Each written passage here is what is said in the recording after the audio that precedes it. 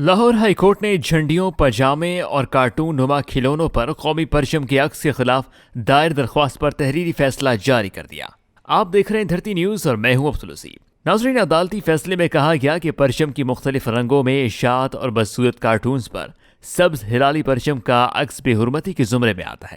یہ محض کپڑے کا ٹکڑا نہیں، یہ ملکی سالمیت کے تحفظ کی علامت ہے۔ سبز اور سفید رنگ امن اور خوشحالی کی نشانی ہے۔ قومی پرچم کی جڑیں اسلام کی ابتدائی دنوں سے منسلک ہیں۔